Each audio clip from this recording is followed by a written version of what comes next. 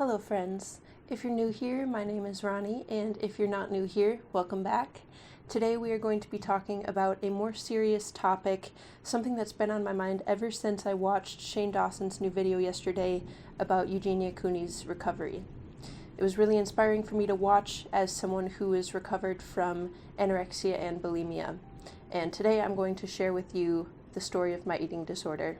Before we get started, I just want to give a trigger warning for anyone who has an eating disorder. The content in this video might be triggering, so just be aware of that before you continue watching. To start us off, I just want to give you a backstory on where the issues with my body's self-image started from. I remember when I was 6 years old, I asked my parents if I could have thigh surgery because I thought there was something wrong with my thighs, that they were too big, and that's something I've struggled with ever since, really, for the last 19 years of my life, is just not being comfortable in my own skin. And I'm not fully there yet, but it's a work in progress and certainly better than it was when I had an eating disorder.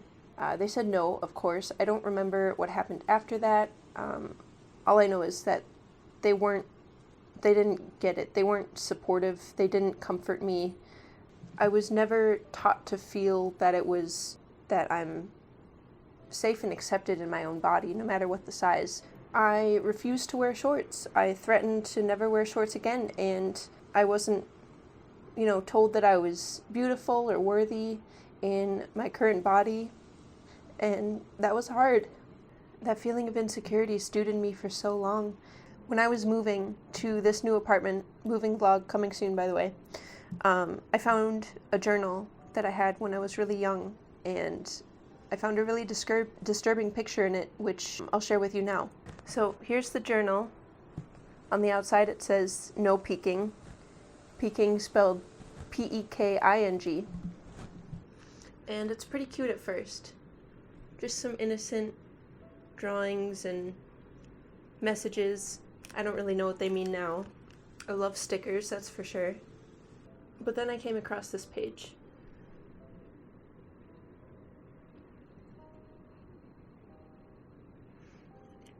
As you can see right here, this is a pizza cutter.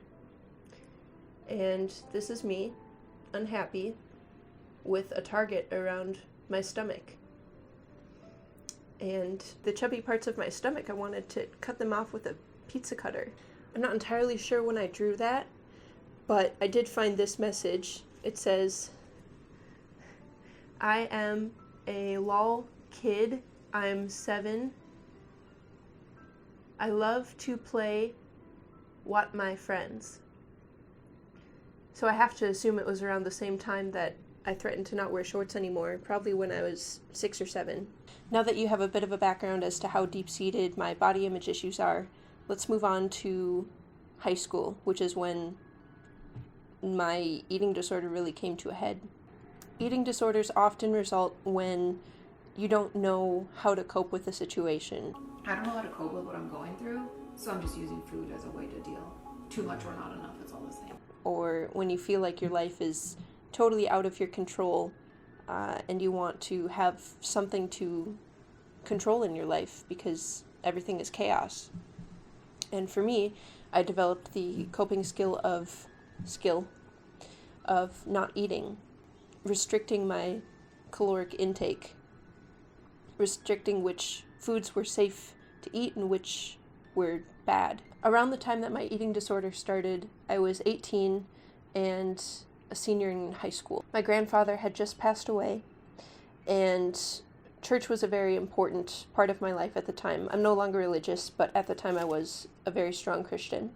And the church that I had been going to for a very long time was divided, I guess. My parents didn't agree on which church to go to after that. My mother started going to a new church, which I also went to, and my father continued going to the old church. So this also caused more of a division in my immediate family than there was prior. Throughout all of this, I didn't have emotional support or really any kind of support from anyone in my life, be it family or friends, mostly because the friends I had in high school were abusive. A lot of the times we'd have fun together, watching movies, playing video games, going to Taco Bell, but I was always the butt of the joke.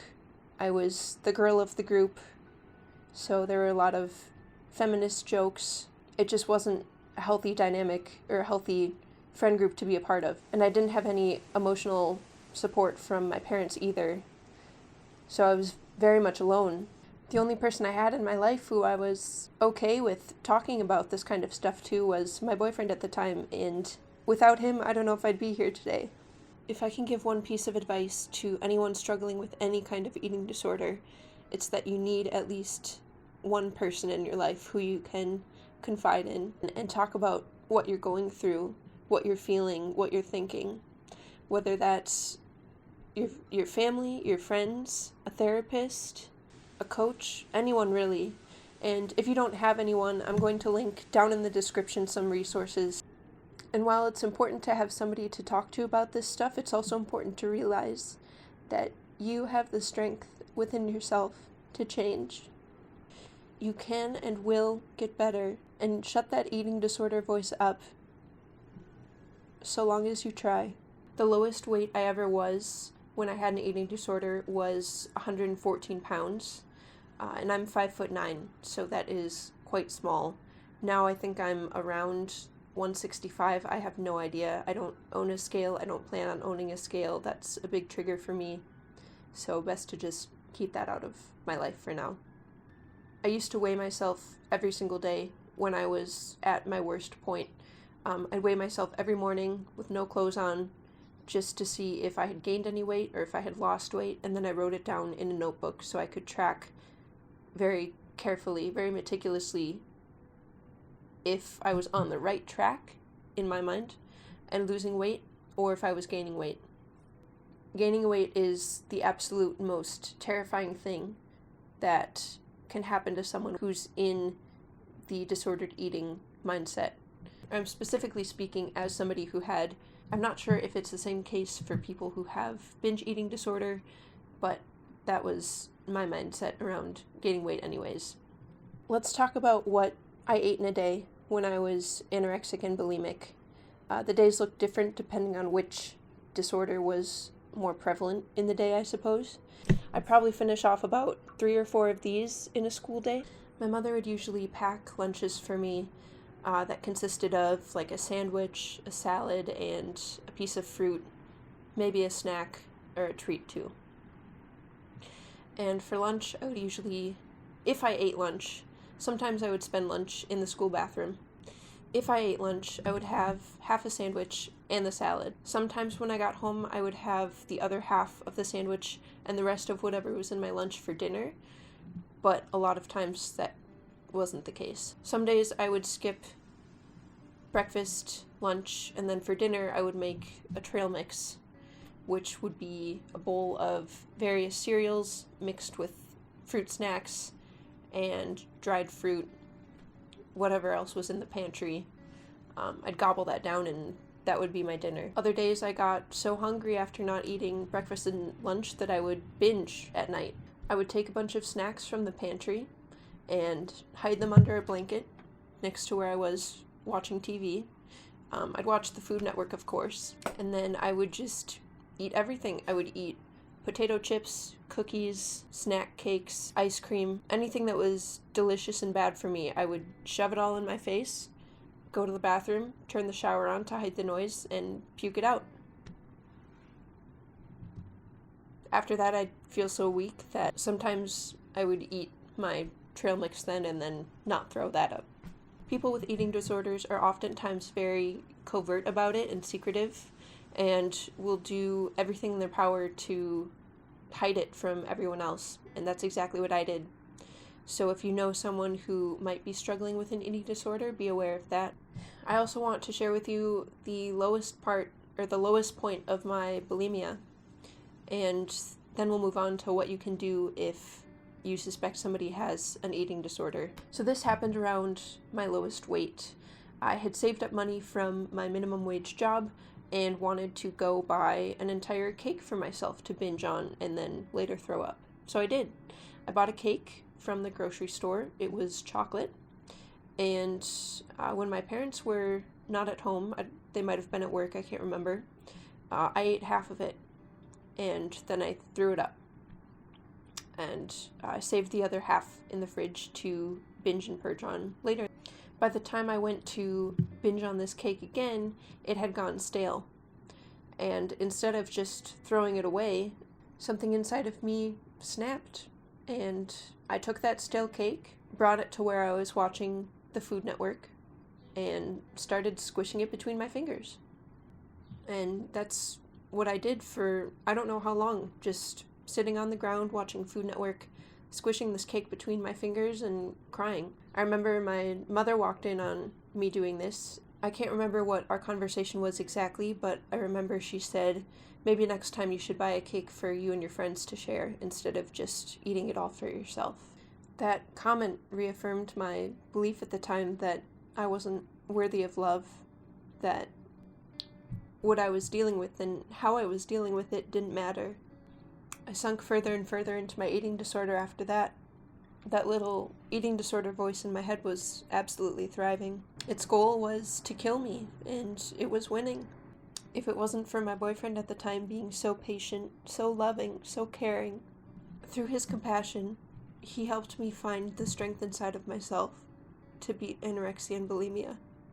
That same strength that's in me is also inside of you, because we're all one and the same. And if you're going through what I went through, just know that you can do this. You're strong. You're powerful. Eating disorders are mental illnesses with physical side effects and can help us cope through some really difficult times. But it's really important to take a step back and reevaluate. Is this eating disorder serving me? Is it helping me in my life, or is it absolutely ruining it? Have I lost all interest in everything I used to love? Have I lost all of my friends? In my church, there was a girl who also struggled with anorexia, more severe than I ever dealt with it, and for a longer period of time than I dealt with it. But she was my thinspiration, if you're familiar with that word. If you're not, it is just somebody who you kind of look up to as a role model, but in terms of how they look, how thin they are. And it's really messed up.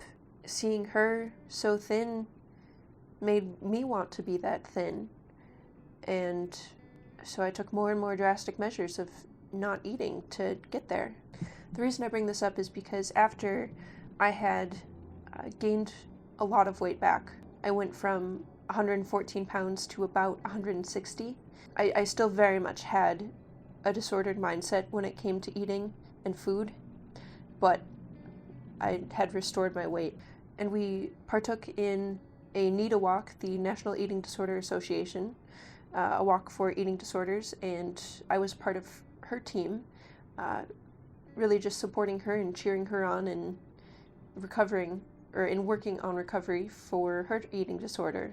I went with a big group of my friends at the time, and it was kind of a bittersweet experience, mostly because nobody knew that I was struggling with the same exact disorder that we were there cheering her on about. I was still struggling silently, but not anymore. I remember seeing the pictures on Facebook that we took after the walk, and I looked at myself and I was horrified with how I looked. I thought my legs were disgusting and lumpy. My face looked so fat. My arms were so huge. I just looked bloated and disgusting. I never got back down to my lowest weight. Never got close to it. My relapses were much less involved than when I was fully enveloped in my eating disorder. I never got professional help for my eating disorders because nobody knew. My family didn't know. I mean, they saw me lose about 25 pounds in the course of a month, but it wasn't questioned by anyone. Treatment wasn't seen as a thing that I needed to go through because nobody knew that I was suffering. If they did know, they didn't make it aware that they knew or cared. It's been about 7 years since I have experienced the depths of an eating disorder, but I still have thoughts, not so much anymore about not eating, but more so just negative thoughts about my body image. Some days I look in the mirror and still see a huge person, even though I know I'm not. Let's talk about what are some things that you can do if you know someone who might be struggling with an eating disorder, and then we'll talk about some things that I do when I feel those bad thoughts coming on. You can't force anyone into treatment if they are struggling with an eating disorder. If someone doesn't want to change or heal, they're not going to. The best thing you can do in that situation is make sure to show love to the person who is struggling. Make sure to let them know that you're there to talk if they ever need someone to talk to. Do not, under any circumstances, make comments on their appearance, whether positive or negative. It might sound weird, but both can be equally damaging. If someone who has anorexia has gained some weight and is looking healthier, and you tell them that they're looking healthier, that in the mind of someone with an eating disorder translates to, oh, I look healthy, I look average, I look fat. People say stuff like that all the time. I just know from my patients and viewers alike that your eating disorder just takes that information and turns it into an insult. Same for if you tell them you look great.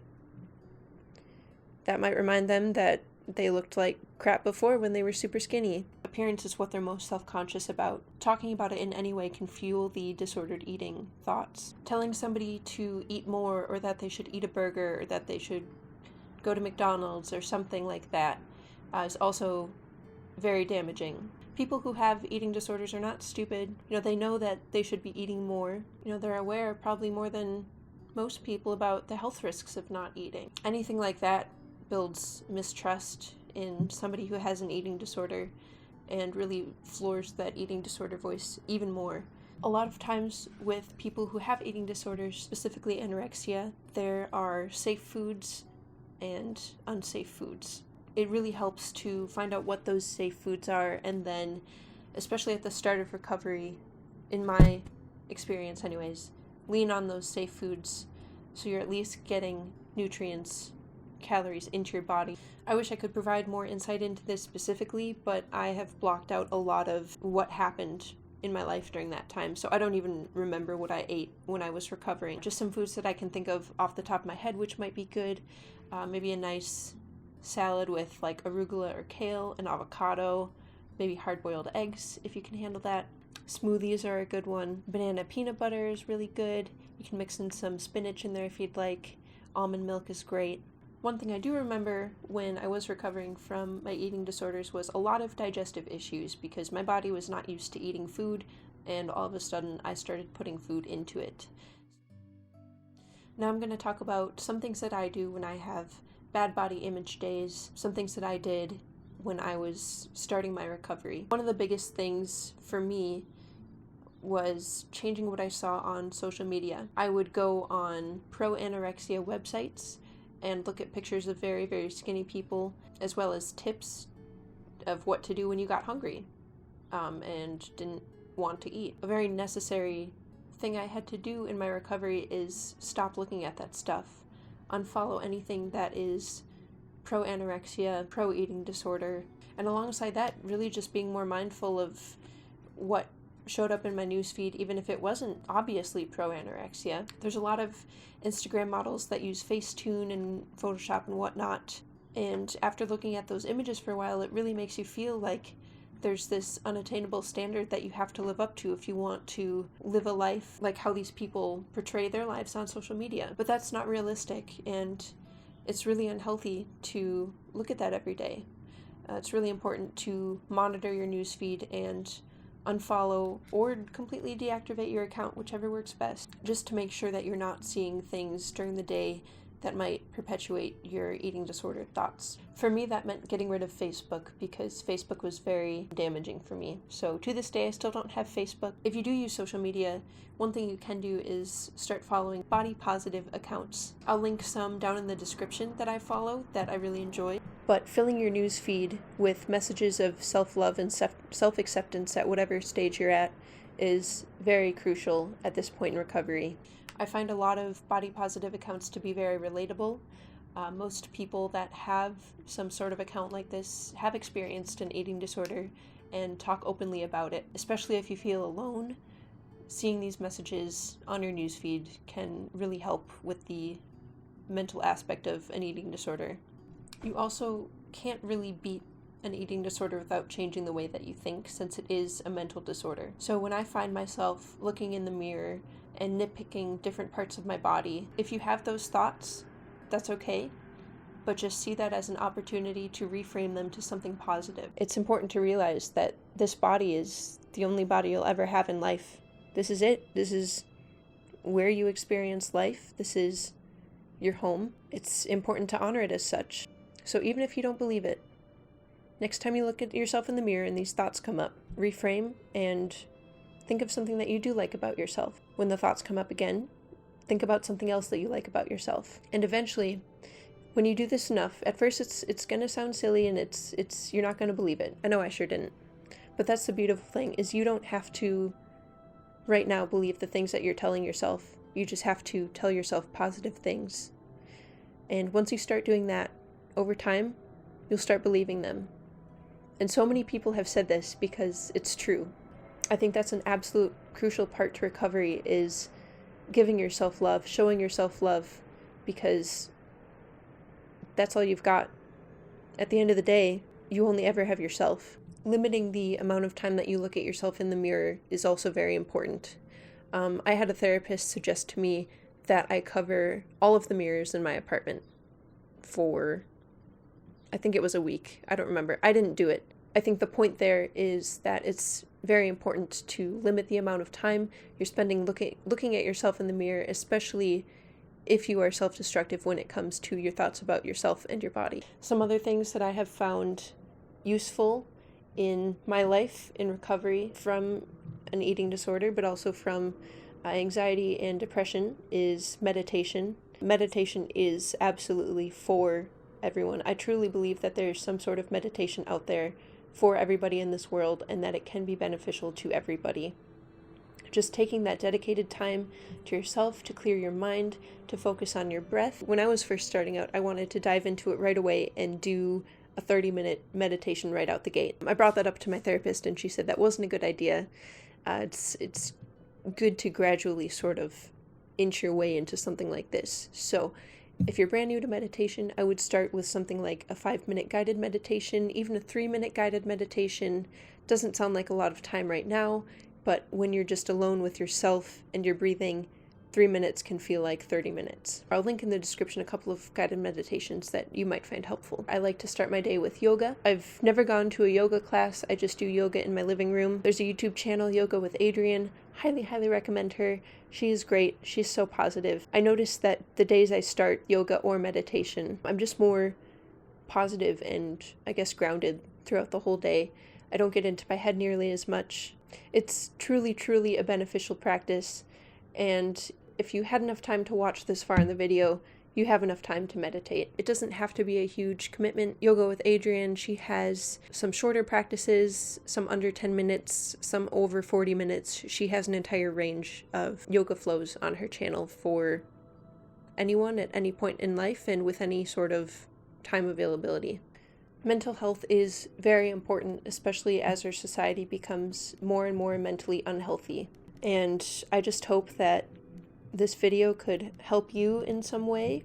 I know this is a more serious topic, and I typically gravitate towards more lighthearted things on my channel, but I think I'd like to do more videos like this in the future if they can help people, because that's really what I want to do with my channel. Is I have been through some shit in life, and if my experiences can help anyone else either with what they've dealt with in the past or what they're dealing with currently or what they might deal with in the future, then that's why I'm here. Thank you so much for watching. On a different note, I am in my new apartment now, so next week I will have a video of me moving out of my apartment, and then the week after I will have a video of me moving into this new apartment. Thank you so much for watching, and I hope you have a beautiful day or night. Toodles!